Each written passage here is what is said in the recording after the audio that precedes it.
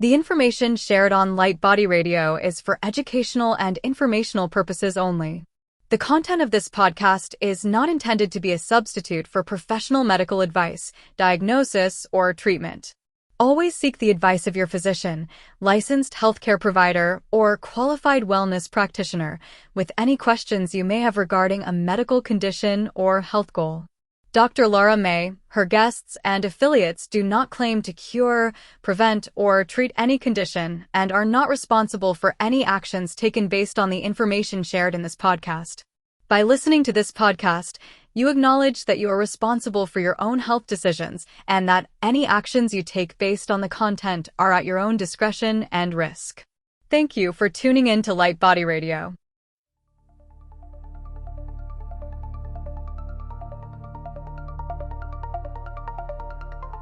Welcome to Light Body Radio, where science meets soul and healing gets multidimensional. I am your host, Dr. Lara May, functional medicine pharmacist, master intuitive Reiki channel, and certified life and health coach. Here we decode root causes, transmute stuck energy, and empower your full spectrum healing journey, body, mind, and light body. This isn't just wellness, it's awakening, grounded in science, guided by spirit, and designed for your evolution. Let's rise and radiate. Welcome to the next level of you.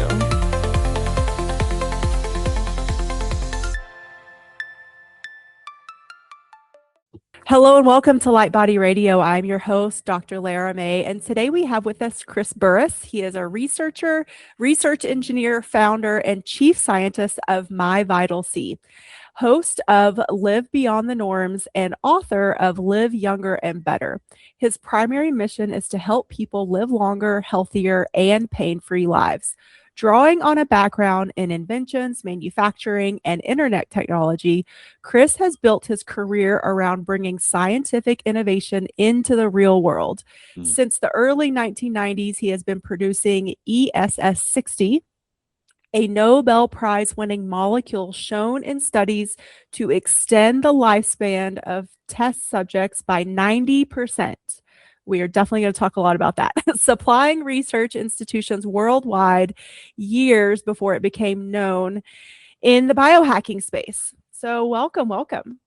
Dr. Lara, right? Lara, because Yes. things get cemented in my brain, and then it takes a while. So, Dr. Lara, thank you so much for having me. Thank you for that introduction. I've been, and I will share that the test subjects in the particular case where the rat, where they live 90% longer, were Wistar rats. I really like to be transparent about that, because some discerning people often come in and it's like, well, is that in humans? And the answer is no. That's the real answer. I like to be transparent about that.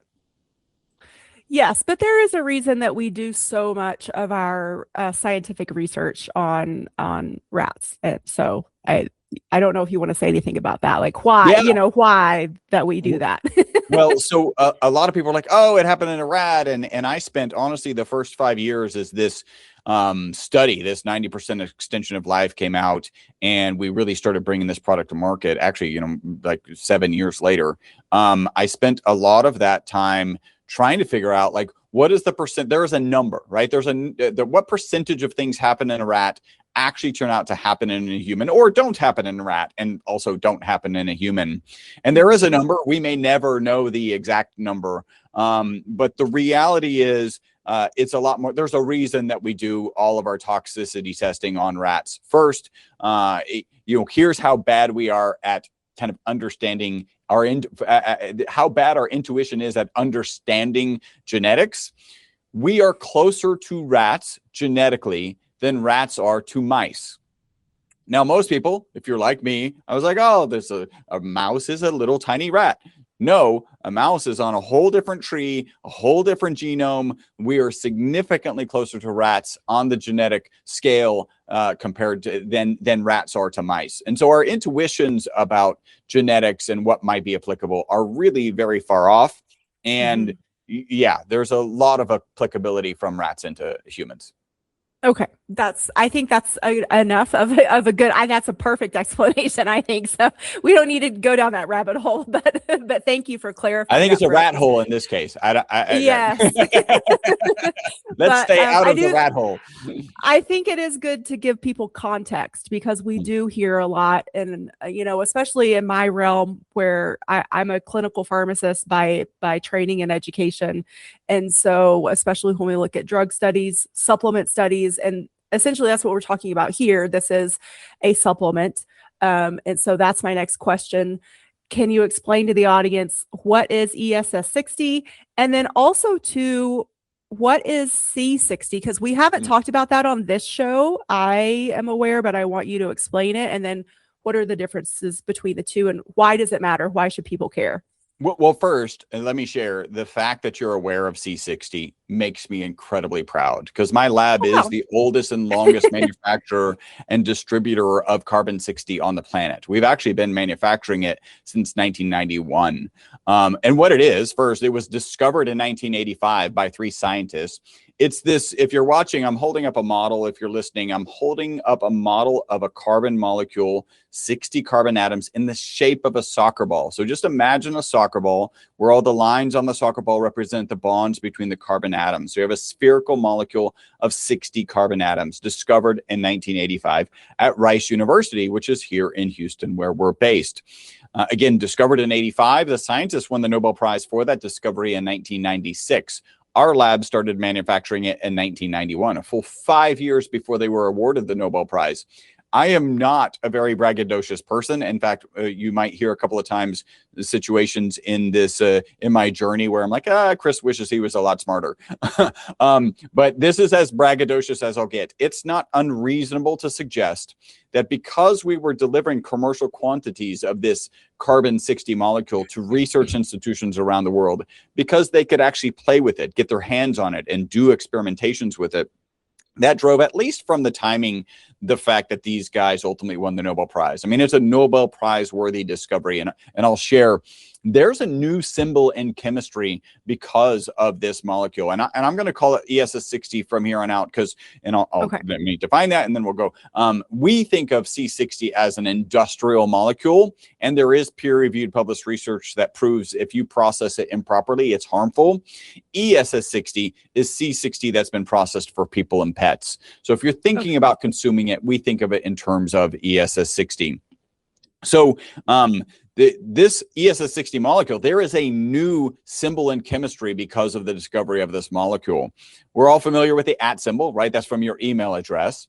And there is a new symbol, which is lanthanum at C60. And that means lanthanum physically trapped inside of it. Think about that soccer ball. There's a void in the middle of the soccer ball. Lanthanum at C60 means lanthanum physically trapped inside of the molecule. So not covalently bonded or ionically bonded to the exterior, but physically trapped inside. And I think it's fair to say that if your discovery adds a symbol to the language of chemistry, you're probably going to win a Nobel Prize. And that's ultimately what happened. Dr. Smalley, Dr. Curl, and Dr. Croto. I actually met somebody who was a good friend of Dr. Curl's recently because I live in the Houston area. So like we bump into kind of cool people like that every now and then.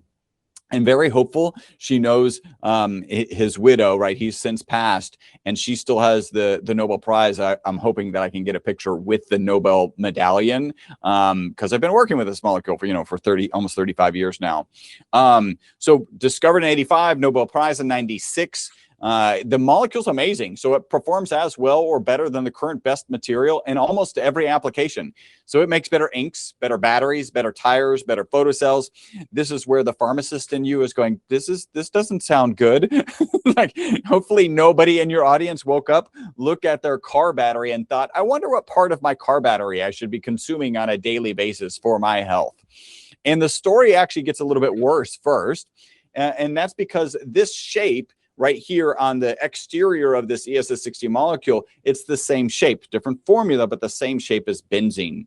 Now, benzene is ubiquitous in modern society. If you want some evidence, just glance around you and imagine everything that is plastic gone because the foundational molecule is the benzene ring. Many medications, including aspirin, benzene ring as the foundational molecule. and detergent. So we don't have modern society without the benzene ring. Additionally, when benzene is on its own, it's known to be toxic and known to be carcinogenic. So because that shape, again, not formula, but that shape exists 20 times on the exterior of this ESS60 molecule, they assumed the molecule would be toxic. They put it in a toxicity study. And in this study, there were 3 groups. One group was a control group. And that was, again, Wistar rats were given water as the control group. One was a semi-control group given olive oil. And then the last one was given olive oil with the ESS60 molecule. Again, they thought it would be toxic. What turned out to happen is that the ESS60 molecule rats lived 90% longer than the control group. Now, that is the single longest longevity experimental result on mammals in history, peer-reviewed published research. I'm very proud to share, not only are we the oldest and longest manufacturer and distributor of the molecule, we're the ones who provided the material to that original study and were mentioned in that original publication. And so this I really do see as my baby. And I'll share that as a supplement. Our most consistent testimonial is people take the product in the morning, they report mental focus and energy during the day, and then better sleep that night. And here's that's really interesting. Oh yeah, better sleep at night. First off, sleep, good for your mental, physical, and emotional well-being, right? So absolutely, if you're positively having an impact on sleep, everything will be better. But next is, what can you take in the morning to positively impact sleep at night? I don't have that many conversations with pharmacists. I don't know if anything pops to your mind, like, hey, let me get something in somebody's body in the morning and they'll sleep better at night. Now, certainly you could exercise. That will help you sleep at night. You could get some sun exposure. You'll get your circadian rhythm in line with the rising and falling of the sun. But does anything pop into your mind taking in the morning to positively impact sleep? No, Good. Not specifically in that way. Yeah. Right. I did have somebody originally a while back said ashwagandha, but then somebody else who I kind of think has more expertise said you take ashwagandha in the morning for focus and energy, and then you take it again at night to help you sleep. Right. So it's not just take it in the morning. And the dose is very dependent on what goal you're, with the adaptogens, the dose really does make, the outcome. And I was recently a speaker on a peptide and bioregulator summit, online summit, with Natalie Needham. She's absolutely amazing. And she mentioned a peptide that I haven't heard of and that I haven't played around with. That's it. That's all that people have mentioned. So this is kind of lends to, and I'm sure we'll get at some point, that is some credibility to the method of action that we think is ultimately driving this. But you probably have a question, and I do have fun stories about biohackers that I can share if you're interested. Well, just because I talk a lot about pathophys, especially in the context, most recently about peptides. So I am trying to take my listeners through different peptides and how they work and why they might be beneficial, but also why they might not be in specific cases. And keep them safe. Yeah, I'm sure your goal is how do we keep them safe? Yeah, for sure. Like provide actual real information that people can then digest and say, okay, is this right for me? Is it not? Do I take this question to my practitioner? But with that being said, what is the mechanism of action here, with the ESS60? Can I start with this journey? Because I'll try and keep it. Oh, for sure. Kind of, yeah. I think people absorb information more when it's in story format also. So please. Yeah. So and you're going to love this, right? Because this study comes out in 2012, right? These rats live 90% longer. Probably in mid 2013, we start getting these phone calls from this crazy, wacky group of people called biohackers. And I can say that affectionately because I am now a biohacker. I've played around with peptides, and I think that's at least it's not a requirement to be a biohacker, but once you start injecting yourself with peptides, you're probably a biohacker. Yeah, that's these days, yeah. that is a big old check mark. So you could do simple things like actually focus on getting sleep and getting good nutrition and making sure your movement is right. All that. I consider all that biohacking. But this group of biohackers were like, hey, I read that Wistar rat study. How much of this stuff should I be taking? And you have to think, because at the time, I'm the chief scientist of a carbon nanomaterial manufacturing business. We're selling it to research institutions to put into ink, batteries, tires, and photocells. And so my business partner and I got together and we're like, how much should they be taking? And we agreed We thought the amount was zero, right? We're conservative scientists, and we put not for human consumption on our labeling in mid 2013. So you think from 1991, when we started manufacturing, all the way to mid 2013, we don't have to have not for human consumption on the labeling. And I'm going to share, it was clear in the literature that this molecule was safe. We're just conservative. This is one of the parts, like Chris wishes he was smarter. He could have started this, part of the business sooner, but we're very conservative scientists. I don't know if you had something to add there. Oh, no, I was just going to say, that is the safe thing to do. Like, when you don't know, you err on the side of caution because consequences can be great. And you say, let's not do that, or let's stay away from that. So that did turn into the situation where 2 to 3 times a week, we're getting phone calls again from these wacky group of people called biohackers. And those phone calls sounded something like, hey, Chris, my knee pain is gone. And I'm like, hey, Joe, you mean the knee pain of your rat? Because it literally says not for human consumption on the labeling. And then Joe says, hey, yeah, if my rat weighs 275 pounds and does HIIT training on Wednesdays and Fridays, should my rat take additional servings on HIIT training days? So we knew what was going on. And the only reason we were comfortable with it, because again, in the literature, it was known to be safe. So every quarter, my business partner, Robert, and I, literally in the conference room right behind us here, got together and we were like, do we want to get in the supplement industry? And you would probably agree, a very generous way to describe the supplement industry is it's a challenged industry. It is not delivering commercial quantity. Yeah, that's generous. It is not delivering commercial quantities of carbon nanomaterials to research scientists, right? We send them a black powder. They're giving it to a grad student or a research associate who's throwing it in an HPLC, making sure we ship them what we promised. That doesn't happen in the supplement industry. And in fact, in this kind of time period, I found a peer-reviewed published research paper that said 50% of the supplements this research group purchased on the market didn't have in them what they said they had in them. That's a full 50%. Right. So we were just every quarter, do we want to get into this? We're getting these, Joe called again and is asking about, I don't know, if he's doing heavy lifting on Mondays and Wednesdays, whatever. And, we just decided, no, we don't want to get in this industry. Finally, at the latter part of 2017, a guy with a big YouTube following, which is, how everything changes these days, he starts sharing how he's benefiting taking the product on a daily basis. And our phone went from ringing 2 to 3 times a week to 10 times a day. Now, at that quarterly meeting where we're assessing what we want to do, first off, this is a bigger opportunity than we realized. Again, Chris wishes he was smarter. And then, we looked at it. It's a bigger opportunity. We looked back to that paper where 50% of the supplements on the market don't have in them what they say they have in them. And we thought this is going to happen in this industry. Like it doesn't matter if it's a supplement industry, that's going to happen. We are the oldest and longest manufacturer and distributor of the molecule on the planet. We have the lab. We have exacting standards. We've been selling to research institutions around the world. We know how to make a high quality product. And we asked ourselves 2 final questions. The first one is a moral question. Are we comfortable selling it? So I take it. My wife takes it. Everybody on our team here takes it. By the way, that's not a requirement to work here. You don't have to clock in and take your shot of My Vital C. Really, the employees here have access to the testimonials, and some of which we can't even share, and the research. And so everybody here takes it. So yes, morally, we're comfortable selling it. And then the legal question is the FDA and the FTC. You got to cross the T's, you got to dot the I's. And so off and running in 2017, beginning of 2018, we start bringing this product to market. And that's when I can get to answer your question. That's when my role shifted from being the chief scientist of a carbon nanomaterial manufacturing business, which I still am, to the chief scientist of a health and wellness company with a supplement that's on the market that's responsible for the single longest longevity experimental result in history.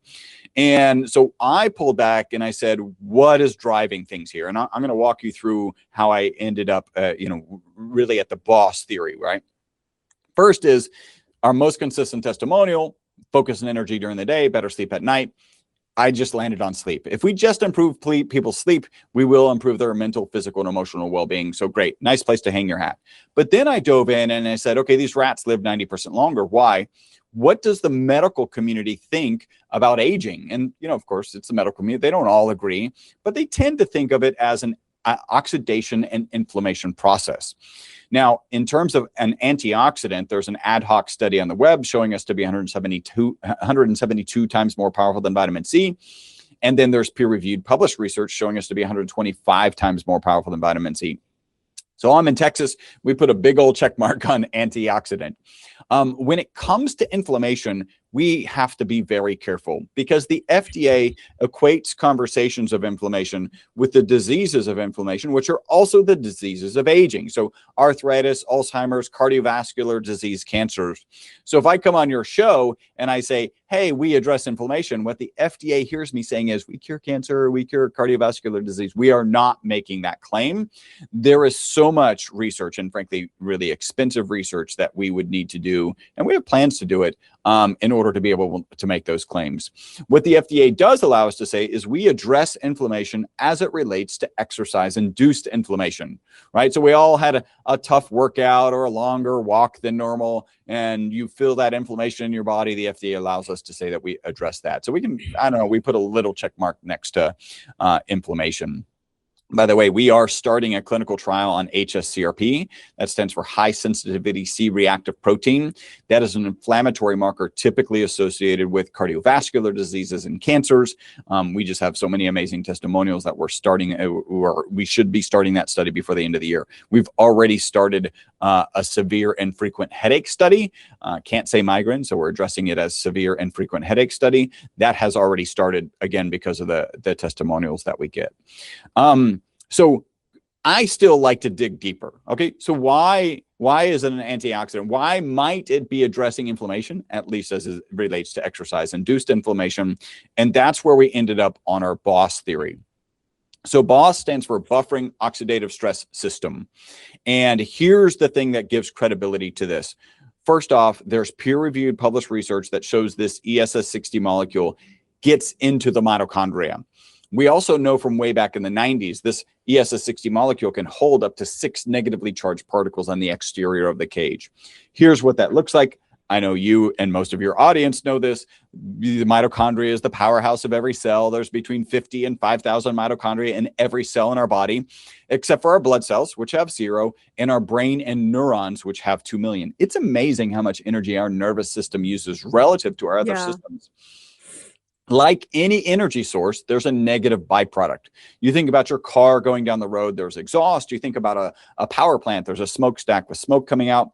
In the case of mitochondria, it's reactive oxygen species. And I like to picture these like little bumper cars, right? And if they're left to their own devices, they run around the body and everything they smack into, they cause rust, they cause oxidative stress, oxidative damage, ultimately inflammation, which sounds horrible. And it is, but like so many biological systems, there's a way to manage those reactive oxygen species. And that's typically with the antioxidants, glutathione and melatonin resident inside the mitochondria. Interesting to pause here. Melatonin is the sleep hormone, right? Our most consistent testimonial. So where we think it's operating is also where melatonin works. So in a normal mitochondria, you've got production of these reactive oxygen species and management by glutathione and melatonin. But what happens when you stress a mitochondria? First, how do you stress a mitochondria? I like to point out, if you're alive in modern society, you have stressed mitochondria, right? Like it's the radiation off of your cell phone. It's radiation off of your devices. It's taking airplane flight. It's exercise. Like you want to stress yourself, actually. There is an amount of stress that's good. And when you do, your mitochondria start producing more reactive oxygen species than can be managed. And that's where the ESS60 molecule comes in. Again, peer-reviewed published research. We know it's in the mitochondria, and we believe it holds on to up to 6 of the negatively charged reactive oxygen species, so they can't run around like a bumper car and do damage. And then when your mitochondria can replenish the glutathione, replenish the melatonin, then they can manage those reactive oxygen species properly. And that's why we say this ESS60 molecule is the boss. Now, I have a fun analogy. I don't know if you've ever... have you ever heard of a biological I believe all biological analogies should start with Mardi Gras. Okay. Yeah, right? Yeah, in school, in Okay. pharmacy school, weren't there like many biological analogies with Mardi Gras? Oh, for sure. For sure. Yeah, Yeah. almost all of them. So, I mean, and why not? A lot of biology happens at Mardi Gras. Let's be realistic. Yes, this is also true. So it's the end of Mardi Gras, and you have these drunk reactive oxygen species on Bourbon Street, run around, smashing windows, smashing cars, and you have the New Orleans Police Department, the glutathione and the melatonin coming onto Bourbon Street, handcuffing themselves to the reactive oxygen species and get them off of Bourbon Street. But what does the New Orleans Police Department do when they get overwhelmed?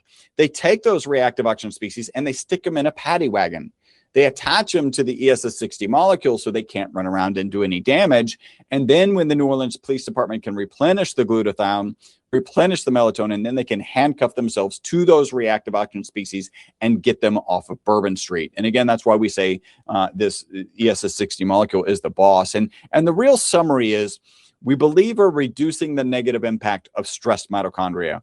And if you reduce the negative impact of stressed mitochondria, and given that you have 50 to 5,000 mitochondria in every cell in your body, 2 million in your brain cells, then you should have systemic benefits and you should have really head to toe testimonials like we do. Okay. That was beautiful. Thank you. You need to go back to your professors and say, we need more biological analogies that include Mardi Gras. Mardi Gras, yes. Well, so now I have a clarifying question. Does it serve as like you said, the paddy wagon? So is it helping the excretion of the ROS, or is it upregulating our own glutathione pathways? Like, do people already need to have a healthy amount of glutathione for this to work at its peak effect? So let me answer that simply. We believe it is this buffering system.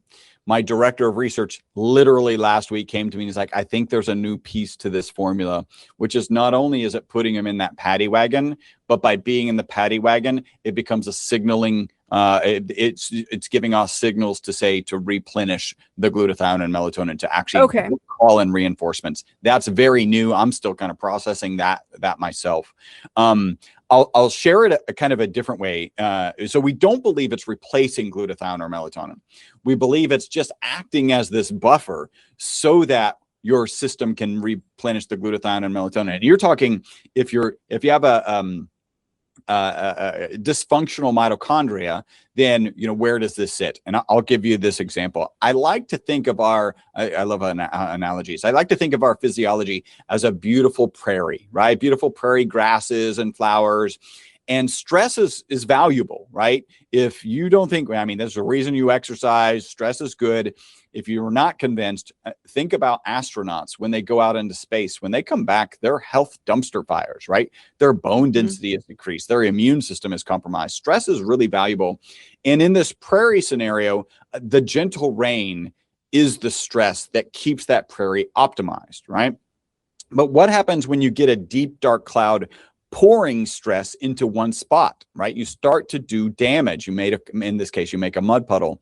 And this is where I kind of picture the ESS60 molecule as a sponge between that deep, dark cloud and that prairie, absorbing that stress, holding on to that stress, buffering it. Okay. It's important to note, if you don't take care of that stress, eventually the sponge fills up and you'll start impinging on the prairie again, right? So this isn't some magic thing that makes stress goes away.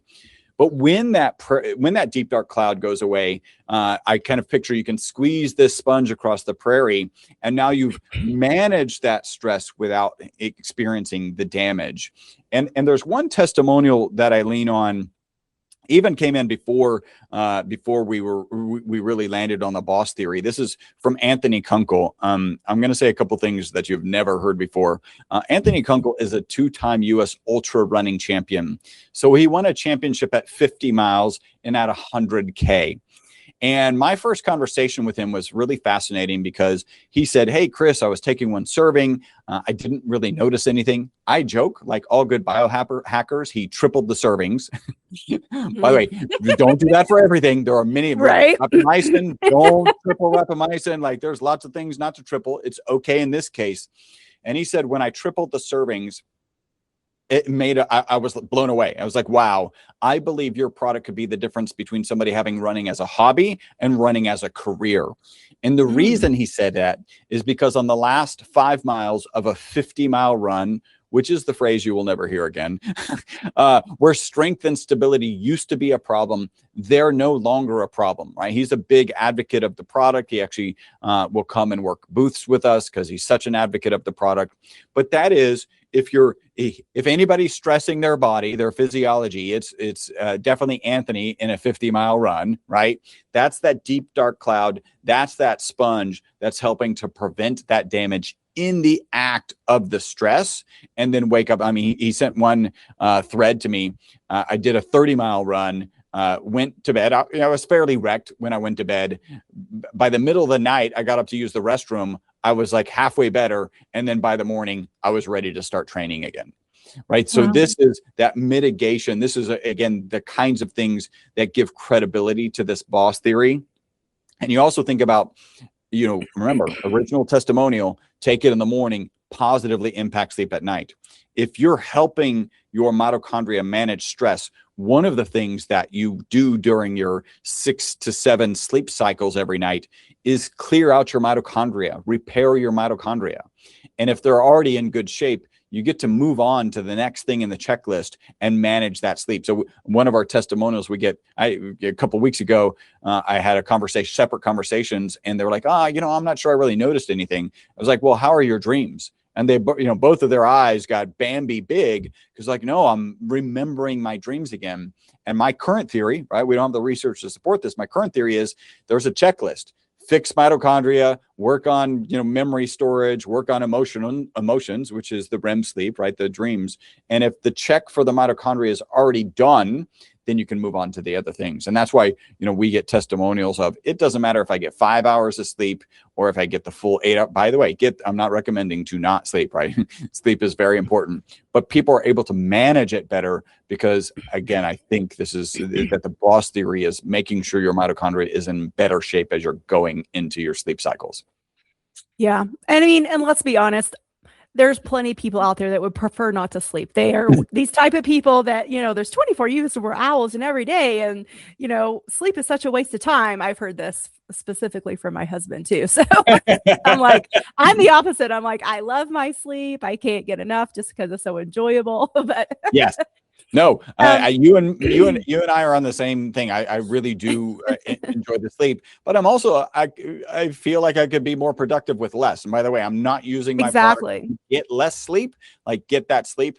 I think you just end up with a better quality sleep. It's the quality. Yeah. Even when my wife and I travel, like we just don't have jet lag, like not to the degree that we used to have before we were taking this product. Yeah. Well, and I mean, you've sort of touched on it too, but literally the recovery and repair of our body, our biology, all the inflammation that is stimulated during the day is helped when we sleep. And that is because of that brain rest and recover, the glymphatic drainage that is allowed to happen.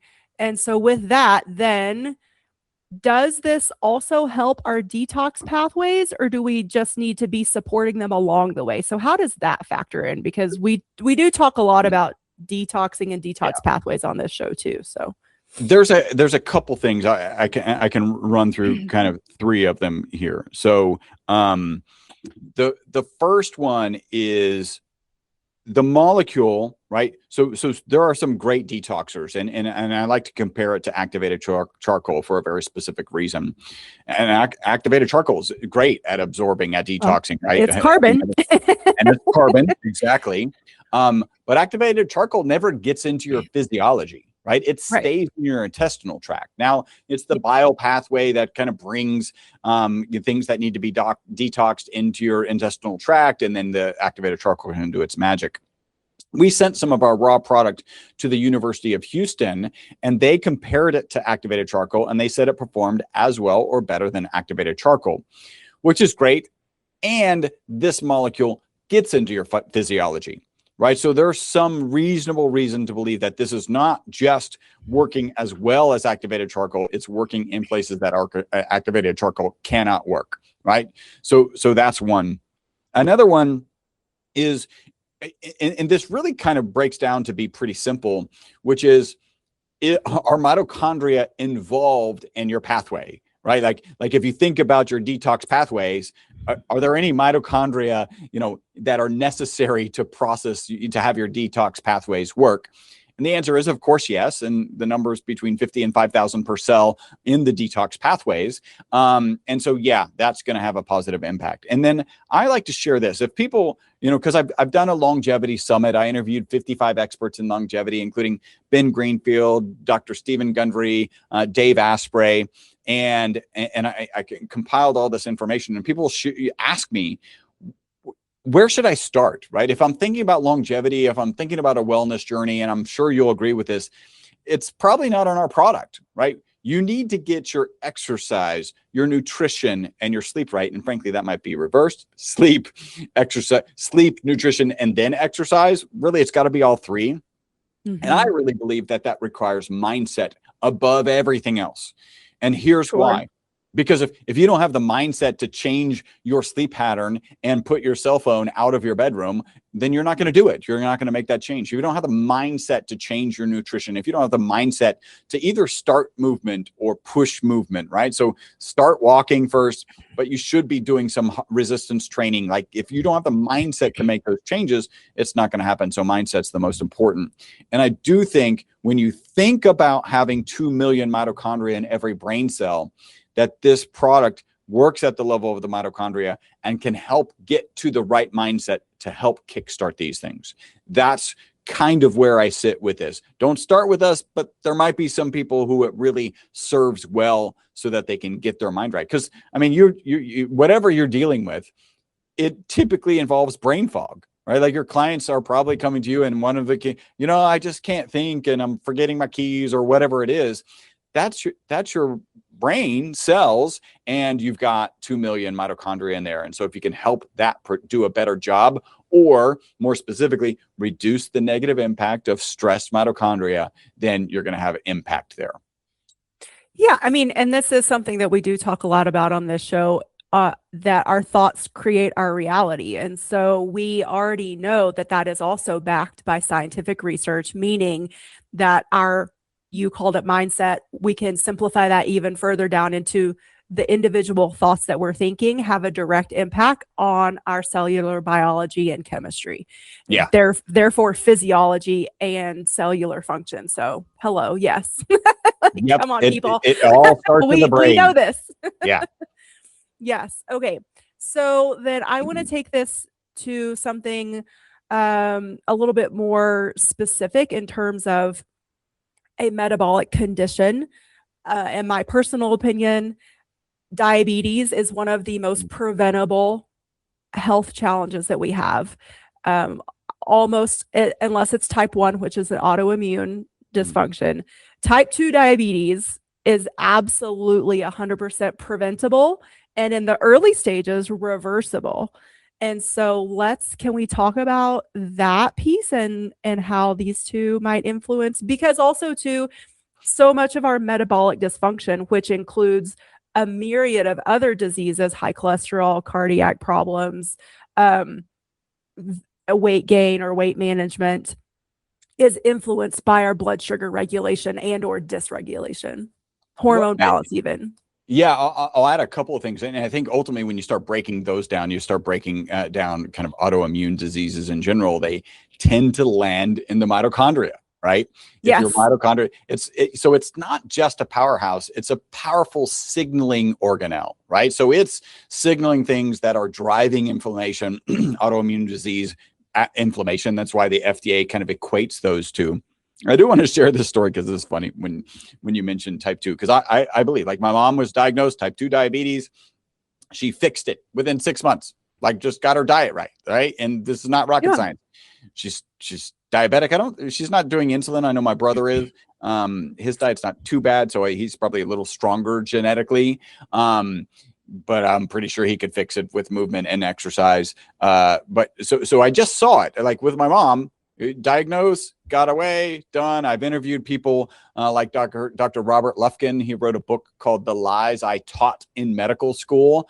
And he, at one point, I think in his mid 40s, was on 4 or 5 forever medications. And he's like, there's got to be a better way. And he solved all of them, right?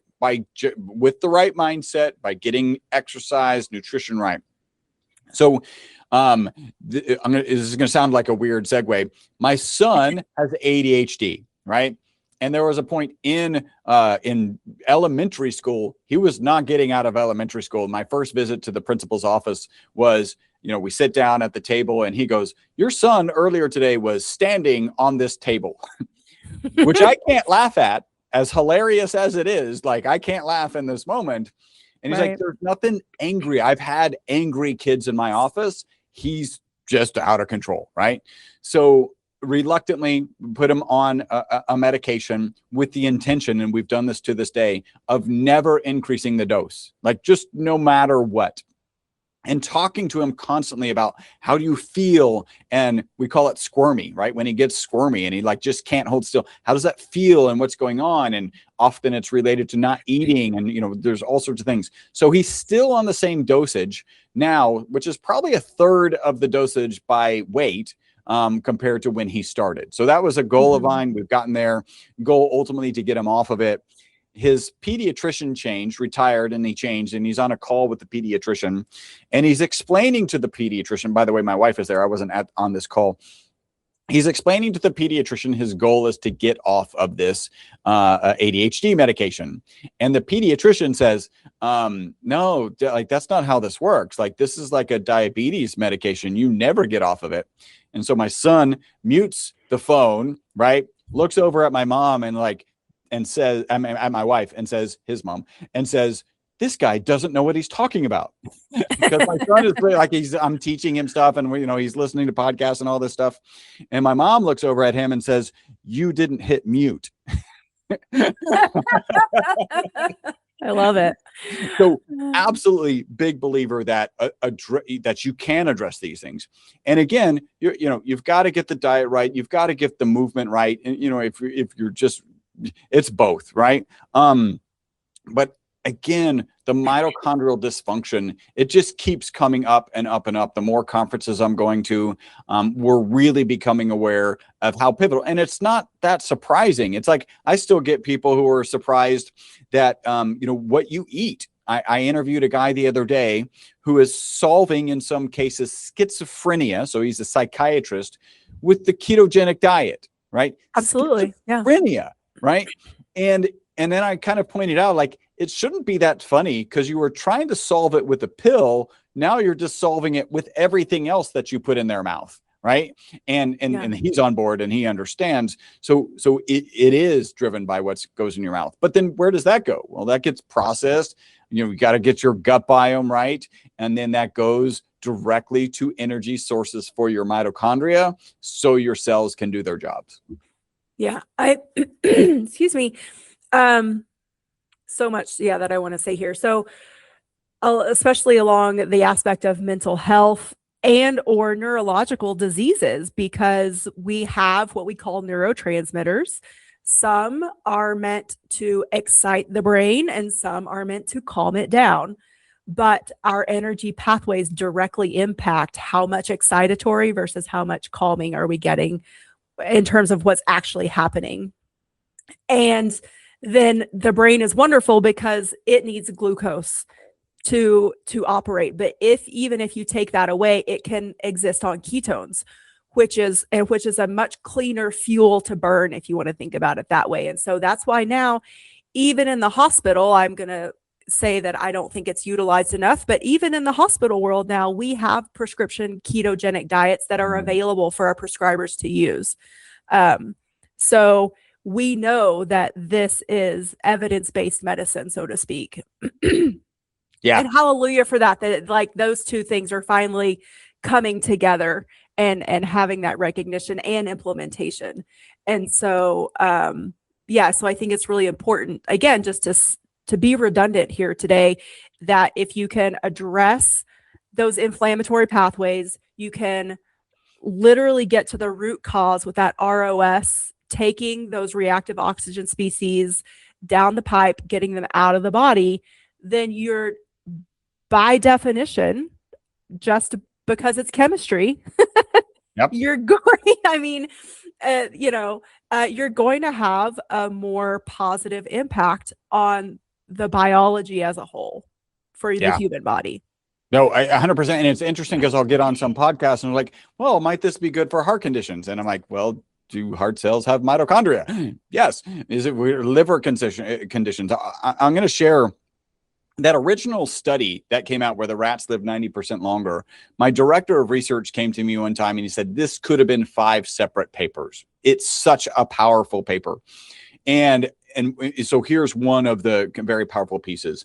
A typical Wistar rat lives out to 32 months and has a known amount of tumor mass in its body. The longer it lives, the more tumor mass it has in its body.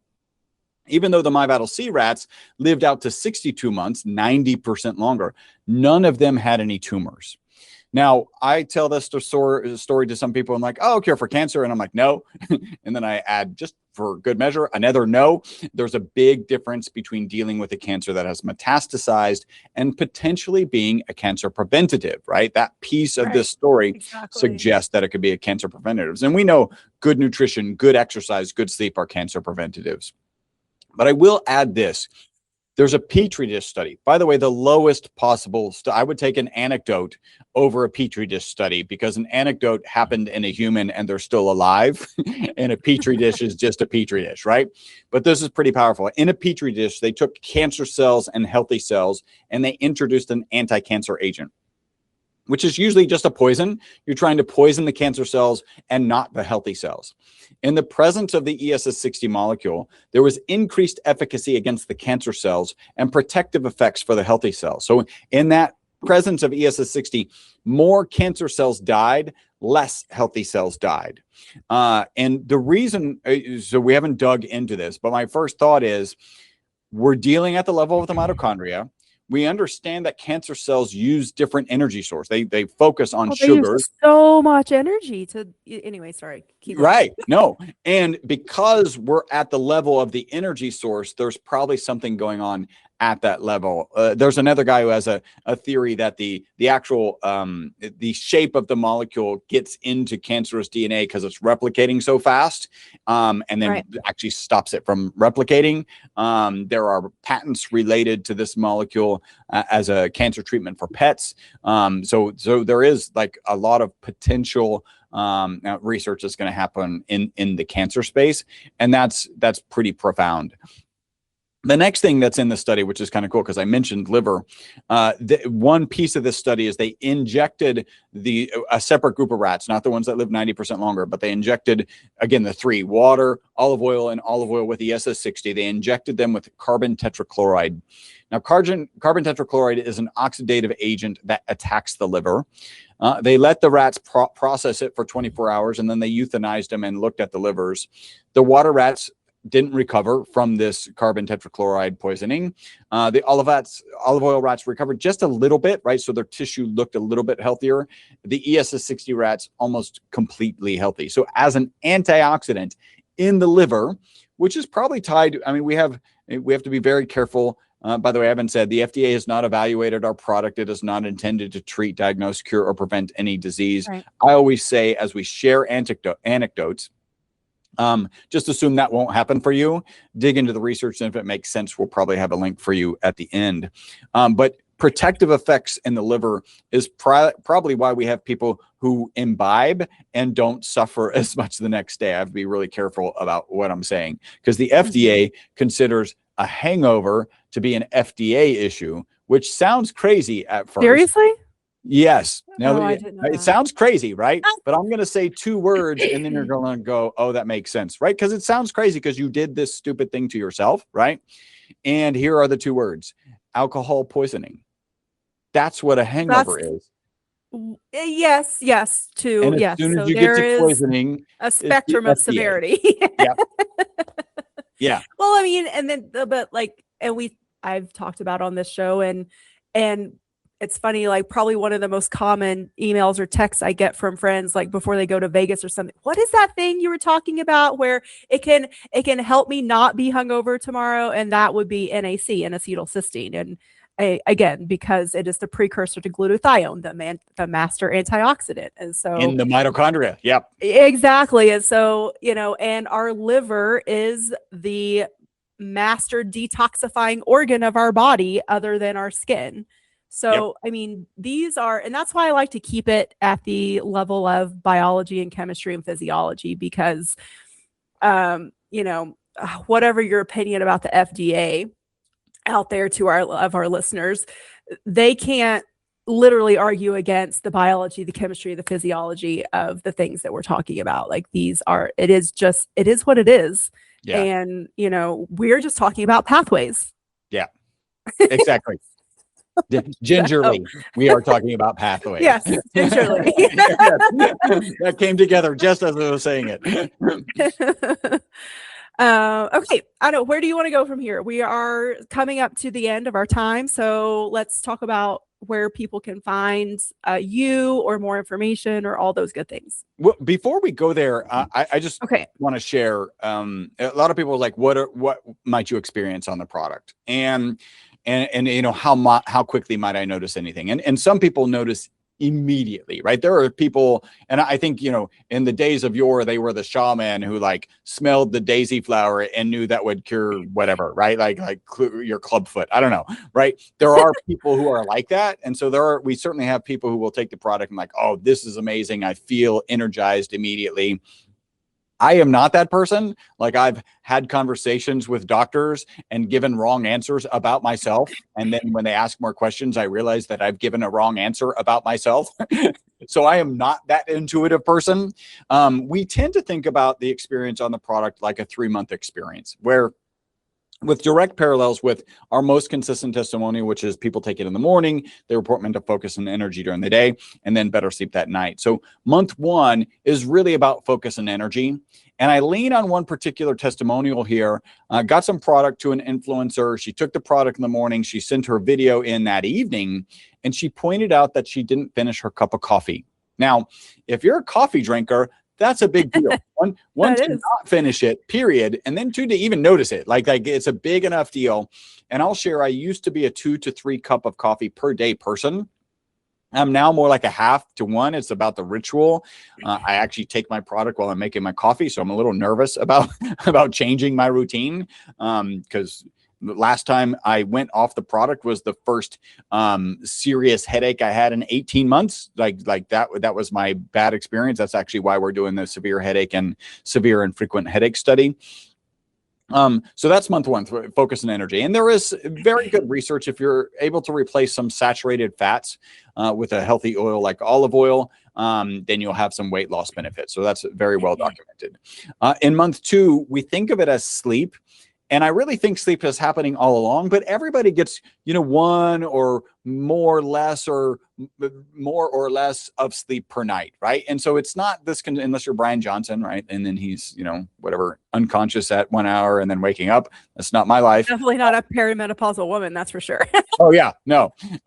All bets are off. By the way, my wife made me make this. I'm holding up a bottle that says menopause support. It is literally just our normal product, and because it helped her with early onset menopause symptoms, she's like, you need to do this. And so that when your wife tells you to do it, then you do it, especially if she's menopausal. Yes. So sleep is interrupted, and so I think it can be hard for people to realize, oh, I started my Vital C, I'm in month 2, and now it's improved my sleep. I lean on one testimonial here. My business coach says that for 50 years, he needed an alarm clock to wake up. When he started taking the product, he wakes up before the alarm clock. Now, he's a business coach, right? So he's got late night mixers, late night dinners. None of that matters. And I even kind of mentioned jet lag doesn't matter for my wife and I. But if he doesn't have the product for about 10 days, he starts to need the alarm clock again. And that's in the literature. It shows this molecule clears out of your system in about 10 days.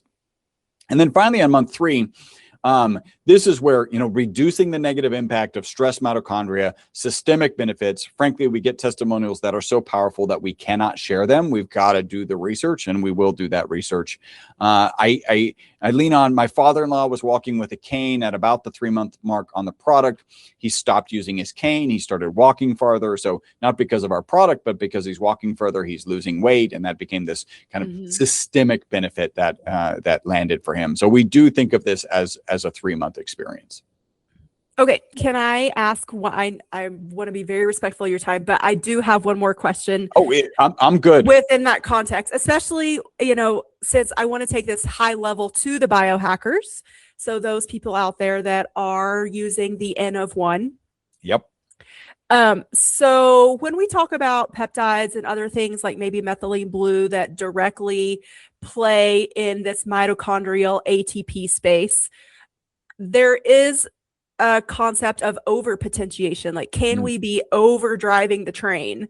Are we doing, maybe less is more? Where does this fit in if you, let's say, for example, you're a mouse or a rat and you are playing around with peptides and you are playing around with methylene blue, but you're a nice furry animal with a tail.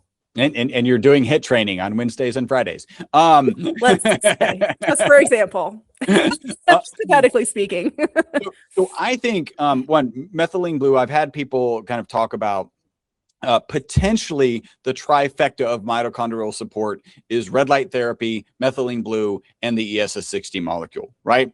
Okay. Because they work on different pathways of energy production and protection. And I think ours is more likely, well, our boss theory suggests that it's on the protection side, right? So downstream of this production. And I actually came up with this kind of awareness, right? I'm sure lots of people knew this before, that your mitochondria is created in such a way that it can produce more energy, right? Which has the downstream effect of reactive oxygen species. It can produce more than you can manage. Meaning, think about this. If you had a regulator and you could no longer produce more energy because there was not the glutathione and melatonin to manage the reactive oxygen species, you would be limiting your energy and you would not be able to run away from a lion. Right? So better to experience the damage of stressed mitochondria and provide the energy necessary than to not provide the energy necessary and make sure you're not doing some damage on the downstream side. And again, we think this sits on the downstream side, just holding on to those negatively charged particles so they don't do any damage. And we actually, I'm very specific, it's negatively charged particles. It turns out positively charged reactive oxygen species are the signaling reactive oxygen species. They do less damage and they do more signaling. And the reverse is true. The negatively charged particles do less signaling and more damage. And so that makes us a selective antioxidant. So I do think it's downstream. And then you mentioned peptide. I mentioned I was on a peptide and regulator summit, and you might go like, well, why are you on this summit? Like, you're not a peptide. We actually think, and this is the conversation that happened last week with my director of research, that we're probably a bioregulator, a pretty impressive bioregulator. Yeah.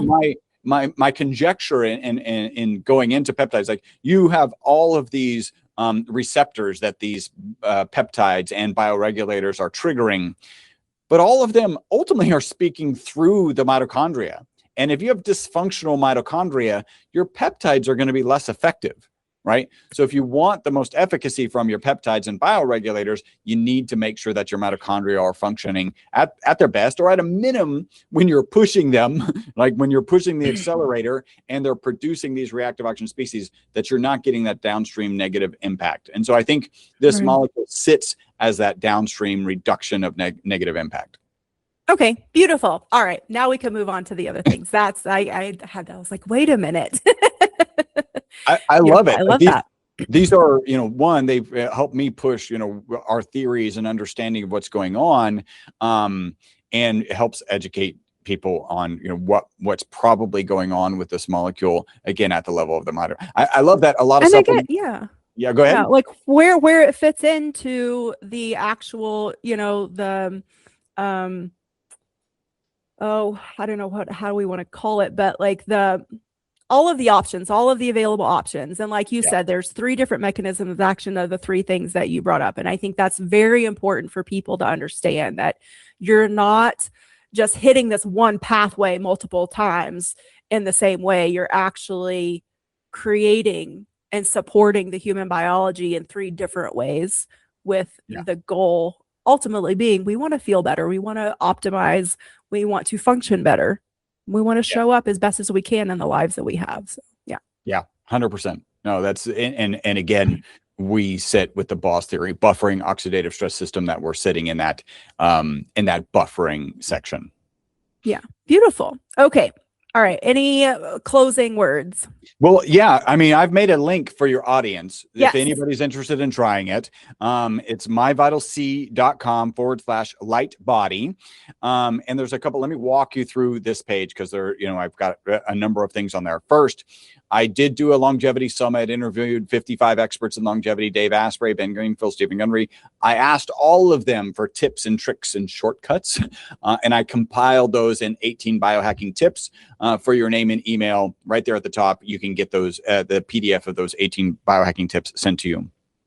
When you scroll a little bit farther down the page, you'll see offers of 2, 3, 6. We have a 40% discount on 6 just for your audience. They cannot find this on our normal page. And the reason we chose 6 is because, we talked about this being a 3-month experience. So maybe you buy 6, you keep 3 for yourself, give 3 to somebody else who needs the 3-month experience. Or you could do what I would do, and that is actually just keep all 6 for yourself. That's what I would do. There is a coupon code. So go to that page. It's a $15 off coupon code. Take advantage of that. There is also subscription. So there's a little bit more discount on subscription. Go ahead and even if you're just going to order 1 set, just take advantage of the subscription. You can cancel at any time. Our customer service team has 1,000 5-star reviews on Google. So they're not trained to talk you out of canceling your subscription. You can cancel at any time. And, it turns out most people stay on subscription. And then finally, and this is probably the thing I'm most proud of. So my book is Live Longer and Better. You can find it on Amazon for $19.95. It's on the bottom of that link. So myvitalc.com/lightbody. For $10 extra, I'll autograph that book. All $10 goes to Operation Underground Railroad. So you may remember a movie called The Sound of Freedom, which was an amazing movie about a horrible topic, which is child exploitation. Operation Underground Railroad is doing a great job of getting child exploitation off of the map, off the planet. Should have never been here to begin with. So 100% of that signature fee goes to Operation Underground Railroad. Oh, beautiful. Well, thank you so much for your time and your expertise. And you have a fantastic way of distilling this down for our listeners that are not, in the biology, chemistry, physiology world, which I think that's where the rubber meets the road here on this show, is, really bringing this information to the public in a way they can understand it and then implement it. So thank you so much. I really appreciate it. Oh, thank you so much for having me. This is awesome. Yeah. Okay, everybody, make sure you check out the link and tell us what the link is again. It is myvitalc.com/lightbody. Beautiful. And we will catch you in the next episode. Thank you for joining me on Light Body Radio, where functional medicine meets intuitive healing and transformation happens on every level. If this episode resonated with you, please like, share, and if you're ready to go deeper, visit drlaramay.com to book a functional medicine consultation or an intuitive healing session. Whether you need to rebalance your body, clear your energetic blocks, or reconnect with your soul's purpose, I've got you. You can also follow me on Instagram or TikTok at Dr. Lara May for daily inspiration, energy updates, and healing tools. Remember, your healing is multidimensional, and so are you. Until next time, honor your body, trust your intuition, and activate your light.